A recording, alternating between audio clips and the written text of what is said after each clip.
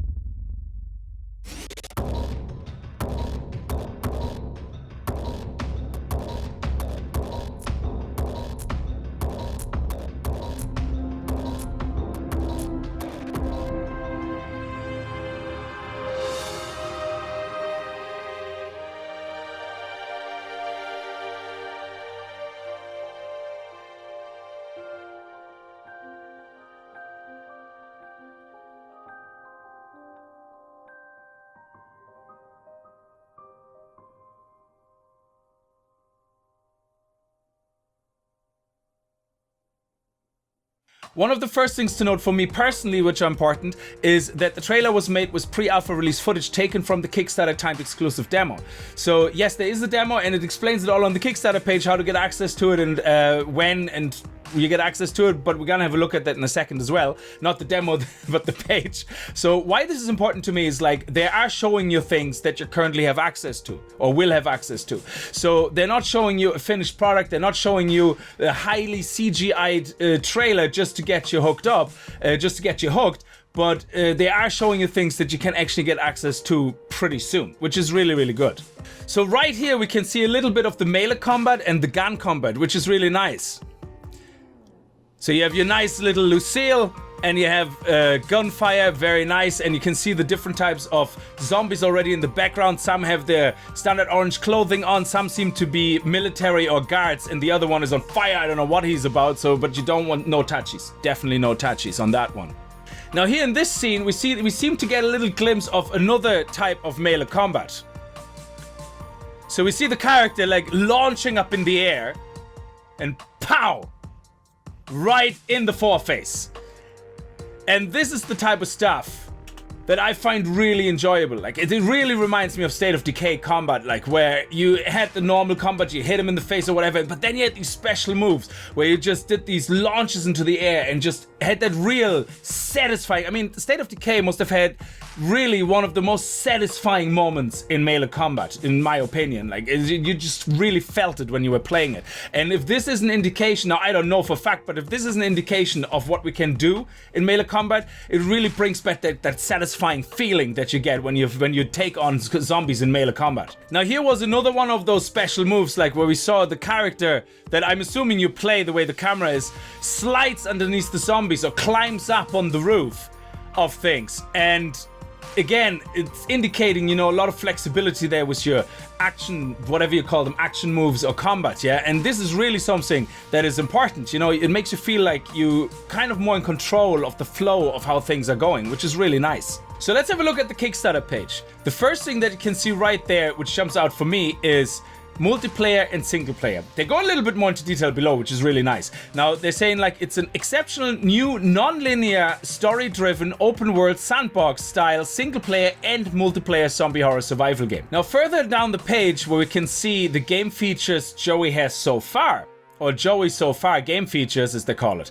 Whether you choose single player or multiplayer, you will fight to survive from the moment you arrive. You may choose to work alongside fellow survivors and create a safe new world in which everyone can thrive, or you may choose to monopolize Edenator and rule with an iron fist. But be cautious, your integrity will be carefully monitored, your actions will affect how the island sees you, and its inhabitants may choose to rally against you and take you down.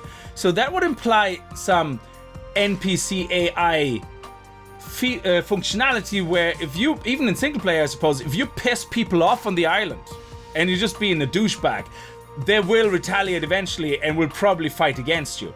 And there will be no safe spot for you to hide on the island eventually anymore. So if that is something that is actually a thing, then, oh man, even single player sounds like it's gonna be very exciting.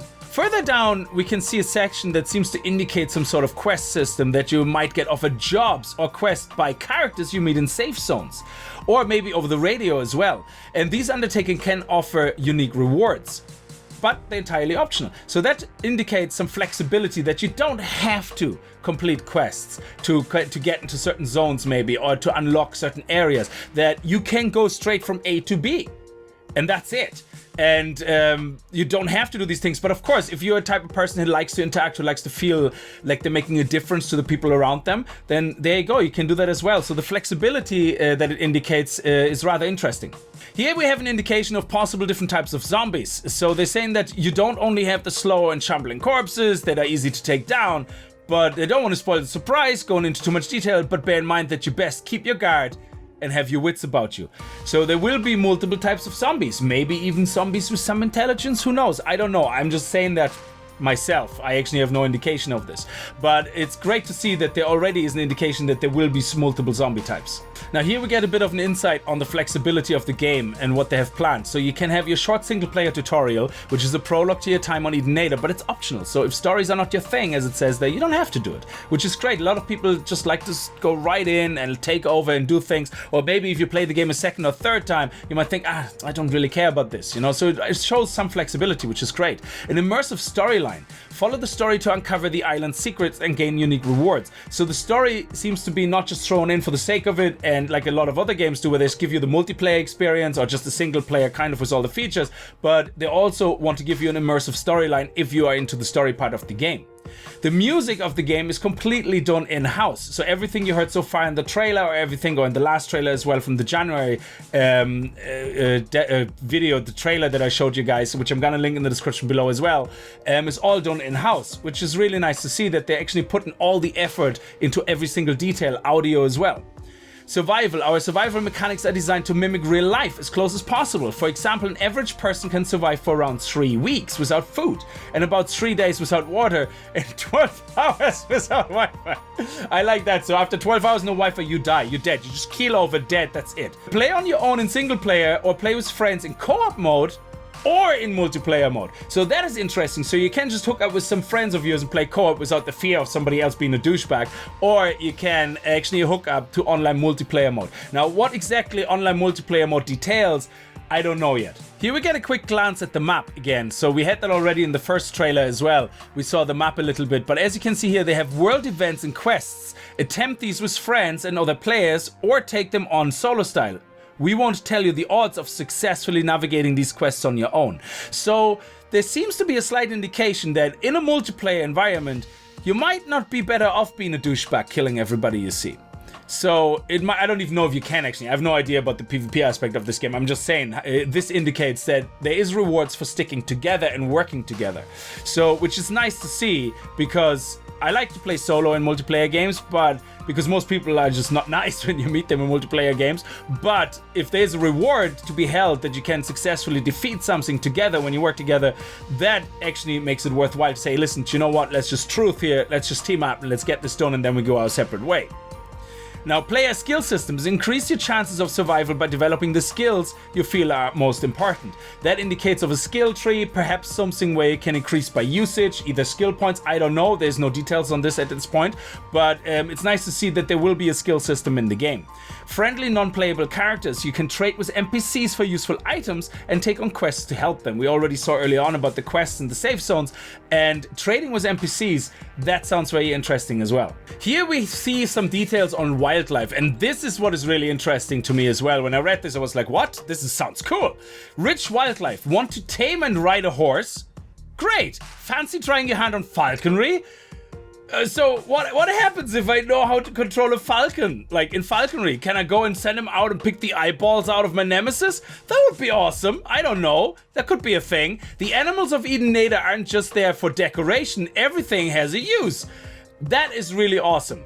So killer bees, I don't know, infectinating stings, that has to be a thing.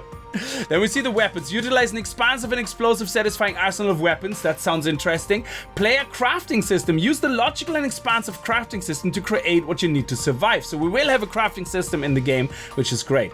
Item upgrade system. Cover your baseball bat in barbed wire. Name it after your dead wife and beat people to death with it. Yes. That would be absolutely fantastic. Unique and simple user interface. Our lead developer has worked through about 50 different UI systems in his quest to create the ultimate user-friendly layout. UI is so very much important, especially if you have a lot of things going on. We all know games where there was so much going on in the UI that you couldn't focus on the game. You're kind of like, dude, what the hell? You know, it's a very hard balance to hit, I suppose, like, you know, as a developer. Enemy military NPCs. Fight them head-to-head in deadly shootouts. Ambush them, raid them, drive them out. They deserve it. Yeah, the military doesn't seem to be the nice playing party here in this game. Who would have thought? Infected NPCs. These wandering corpses are no walk in the park. We're making this game a challenge, and that is very nice to see. I want a challenge. I want to go in there and blast 4 faces, but then get to a crossroad where it's like, holy balls, this guy I just cannot take on. So let's have a look at the infected NPCs. We have stage 1, stage 2, and stage 3. So stage 3 seems to be really pissed off. At stage 1, they still look kind of mellowed out. Stage 2 is kind of in between, of course, but we'll see. Then player building systems. Fortify native buildings or custom build your own fortress. Now, I don't know exactly how the building system will work. It could be prefabs that you can upgrade. I don't think this is a voxel game as in like 7 Days to Die way of building blocks. But again, I have no exact details on this. The way it implies it, though, fortify native buildings means that you can go into a POI or a place of interest, whatever you want to call it, and just go, yeah, we want to put some fortifications on it. Now, how this exactly works, I don't know. But overall, to have the ability to do it sounds pretty awesome. Horde attacks. Protect your base from huge waves of infected. Now there's something that is really interesting. So you don't just stand there and have your base and go like, yeah, great, we're sorted now. You actually have a constant threat where you have to look after your base, which is nice as well. Vehicles. They're not always easy to get hold of, but there are a range of vehicles available to play with. Did someone say tank? Hello? Yes, please. A tank? That would be awesome. Just drive it right into a fucking big group of infected zombies. Skin packs. Discover unlockable skin packs to customize the look of your survivor. No in-game purchases or microtransactions. This, underline bold, no in-game purchases or microtransactions. We have to remember that. This is important. Not every game has to turn to this, and this is really nice to see that you can unlock things that are not just shortcutted by purchases. In-game currency. Go shopping and purchase unique items, essential upgrades. Again, not for in-game purchases or microtransactions. This is money you earn inside the game by looting corpses or completing quests. This I love. I love the idea of being able to get currency inside a game and then go to an NPC, buy something, have to save up some money if I want a special item. That is absolutely fantastic. And again, no in-game purchases, no microtransactions. We have included the option to switch between first person and third person to suit your playstyle. Do you prefer to look down the scope of your rifle as you gun down hordes of zombies, or stealthy check what's coming around the corner? Now that is really awesome to see. I like that a lot. Whether you choose to play solo or online, the game is the same. There are no watered down versions, and there will be absolutely no in-game purchases at all. This is a game with integrity. You have paid for the game, so you get to enjoy it. And here we have some information on the demo. If you're part of the Kickstarter campaign, no matter at what level, you get access to the demo before it's available to the general public, which is really nice. The demo is set in Lockrest Penitentiary, Edenator's prison facility, as a single-player tutorial. It will introduce you to the game's story and style and some of the mechanics we have in game so far. We don't want to give you too much detail, you'll have to play it to find out more. The official release for the demo is the 1st of August, but as a backer you get access throughout the campaign, but as the guys say there, as keen gamers themselves, they don't like disappointing people by playing something that was released before it was ready. And they feel that they rather wait until the demo is ready to their satisfaction before they hand it out, which means the demo is only gonna be ready around midway through the campaign. Now we're nearly at the end of the video. I just wanted you guys to see two more things. One, the dev team.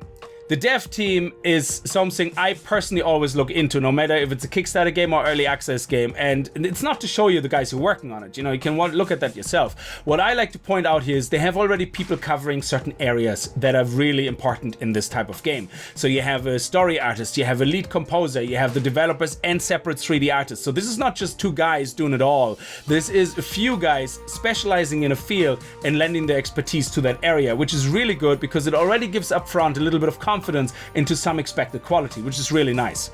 Though, Chris, you might want to use sunblock next time you go into the beach. You have a bit of a skin thing going on right kind of like there. So, yeah. Anyway, let's all hope Chris can sort this out in the near future. Now, the last part I want to go over is the voice acting team, and this is very exciting to me personally, and you guys who follow me on Twitter and Facebook already know why. They not only have professional voice actors who are expertise in their business, who know exactly what they're doing, but also they have some YouTubers and streamers voicing characters in Jaws of Extinction, such as Game Edged, Cage, Star Snipe, Voxy Gaming, Mr. Moon, and of course myself. That's why I'm so excited about this. Why am I chewing my Subnautica bottle? Great. Thank you. Anyway, this is very exciting to me personally. I'm sure the guys who haven't done it before are really excited about this as well. I don't know who has or has not, but look at Cage, Starsnap. Cage looks actually pretty excited. Starsnap can't stop grinning. Mr. Moon is grinning all over the place. Voxy Gaming looks pretty excited as well. So there we go. That was it. I hope you guys got a good insight in what the game is about and what you can expect. Please check out the Kickstarter campaign yourself if that is something you're into. If not, that's fine as well. I'm gonna leave all the links in the description below.